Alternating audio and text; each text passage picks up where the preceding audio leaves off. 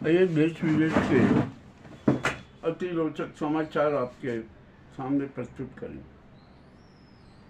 समूचे विश्व में एक ही सवाल खड़ा है कि खाली युद्ध कब बंद होगा।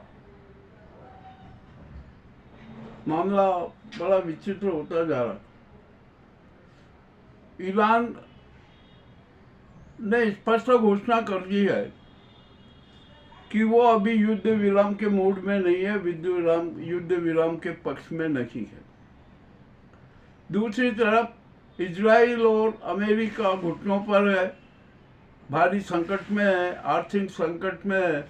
अब तो उनके पास में शस्त्रों का भी संकट आ गया। मामला अब विचित्र हो गया, पर अभी भी ईरान और इजराइल के बीच संघर्ष जारी है।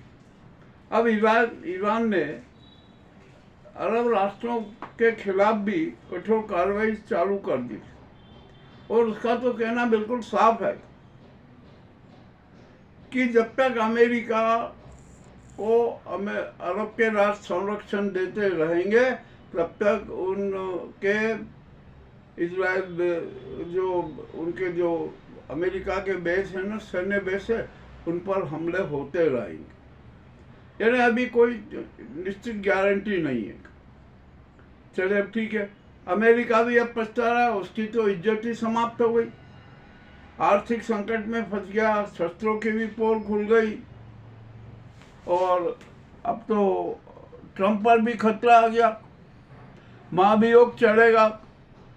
महाभियोग में जो उनके अपराध स्वयं सिद्ध है, किसी से छिपे नहीं है, अमेरिका की प्रतिष्ठा को धूमिल कर दी। अमेरिका जनता उनके विरोध में है। 93% अमेरिका की जनता ट्रंप के विरोध में है। अब ऐसी स्थिति में क्या होगा? ट्रंप बौखलाए हुए हैं और इतने बौखलाए हुए हैं कि हद से ज्यादा।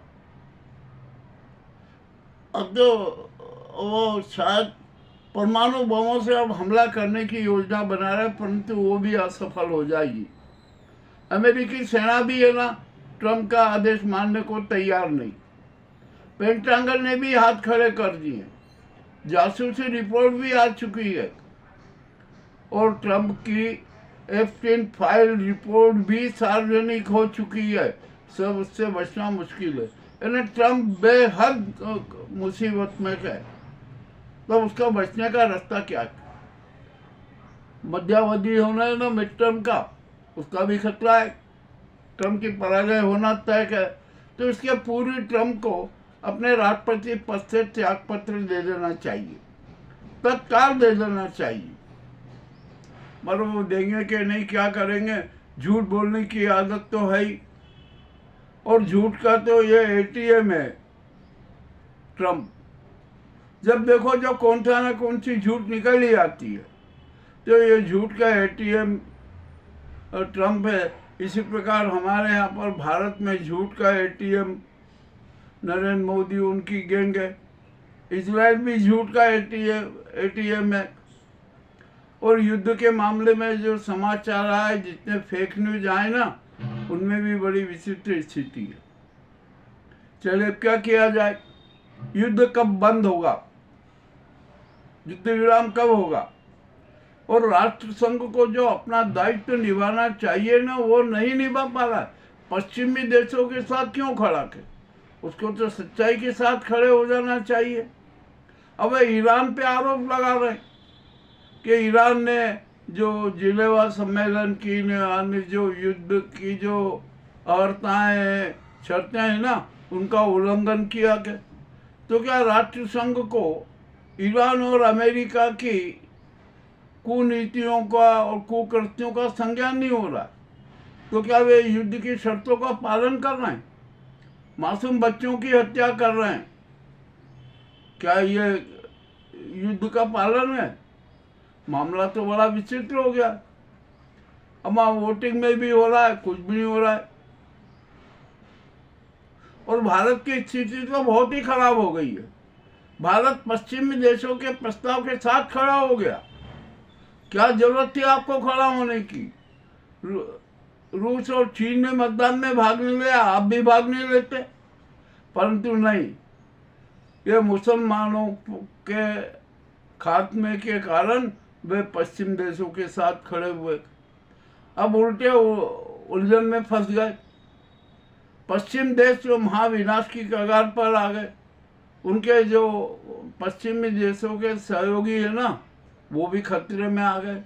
उन पर भी हमले हो रहे हैं, क्षेत्रीय संतुलन भी बिगड़ रहा है, सब कुछ उल्टा पुल्टा हो रहा है। और आखिरकार मोदी को इजराइल के साथ खड़े होने का कारण क्या था? इसके अनेक कारण हैं। ये तानाशाही लोग हैं, मामला बड़ा विचित्र है। संघ और मोदी सरकार बड़ी खुश हो रही थी कि जो इजराइल पर हमले हुए हैं ना, अब तो अपना राज चल जाएगा, परंतु यहाँ पर हुआ उल्टा। इजराइल और अमेरिका घुटनों पर आ गए। उन्होंने अपनी इतनी बड़ी पराजय की कभी कल्पना ही नहीं की थी। और अब इसके बाद जब युद्ध में जब मारामारी हुई ना, तो अमेरिका को भी समझ में आया। ट्रंप ने कहा कि नहीं नहीं, इजराइल से नाता छोड़ो। इजराइल को कह दिया कि भैया आप जानो, आपका काम जाने, हमें जो करना था हमने आपके लिए कर दिया, आप कुछ नहीं कर सकते। तो ये भी बड़ा विचित्र हो गया। अब तो क्या किया जाए, मामला तो बड़ा विचित्र।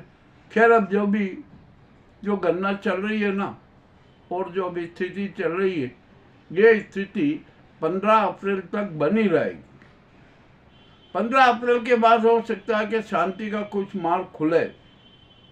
अब तो जो राष्ट्रसंघ से जितनी आशाएं थी ना, वो भी धूमिल हो गई। अब आखिरकार युद्ध विराम करवाएगा कौन? कोई नहीं करवा सकता। और ईरान ने तो स्पष्ट कह दिया कि हम धर्म युद्ध लड़ रहे हैं, हम धर्म युद्ध कर रहे हैं, और हम जब चाहेंगे ना, जब भी युद्ध विराम होगा। और उसने साफ कह दिया कि युद्ध विराम की सबसे पहली शर्त यह है कि कोई भी देश ईरान पर हमला नहीं करेगा। यह लिखित होना चाहिए और सबको मान्य होना चाहिए। और यदि शर्त का उल्लंघन किया ना, तो ईरान फिर आक्रामक रूप में आ जाएगा। ये स्थिति बनी हुई है। अब यह मोदी सरकार ईरान के पाले में जाने का सोच रही है। पहले इजराइल के पाले में थी। जब ये ईरान पर हमले हो रहे थे ना, तो मोदी सरकार और संघी चेहरे बड़ी खुशियां मना रहे थे कि अरे बहुत अच्छा हो रहा है, मुसलमानों को पीट दिया जा रहा है, अब उनका नस्ल मिटा दी जाएगी। इस प्रकार के बातें हो रही थी। परंतु अब जब इजराइल और अमेरिका खुद घुटनों पे आ गया ना, तो उन्होंने कहा कि भैया रास्ता बदलो, रास्ता बदलो, नहीं तो अपनी फजीयत हो जाएगी। भारत पर संकट तो आ ही गया है, और भी संकट आएंगे। मगर ईरान ने भी एक बात और कह दी। उन्होंने कहा कि भारत से हमारा रिश्ता है, हम इंडिया मोदी को कुछ नहीं समझते हैं, हम तो भारत की जनता के प्रति प्रेम रखते हैं, क्योंकि उनका हमारा कोई आज का संबंध नहीं है, हजारों साल पुराना संबंध है। ईरान में नवरोज पर्व मनाया जा रहा है, 9 वर्ष का। ये जीत का 9 वर्ष है। ईद के साथ ही 9 वर्ष शुरू हो जाता है, तो ईरान जीत का नवरोज मना रहा। मुस्तफा खोमेनी का एक 9 पेजी संदेश भी आया। उन्होंने भी इस पर संदेश दिया, चेतावनी दी, ईरान की जनता की प्रशंसा की, और कहा कि हमने गए इस साल में 3 बड़े घातक युद्धों का सामना किया के, और मजेदारी की बात तो ये है कि हम धर्म युद्ध में विजयी रहे। उन्होंने अयातुल्लाह खुमैनी की शहादत का भी हवाला दिया, सब कुछ दिया उन्होंने, और अपना संकल्प दोहरा दिया कि हमें अमेरिका से डर नहीं लगता, हम बहुत सशक्त हैं, हम युद्ध जीत रहे हैं, क्योंकि हम धर्म युद्ध कर रहे हैं, इसलिए हमारी जीत तय है।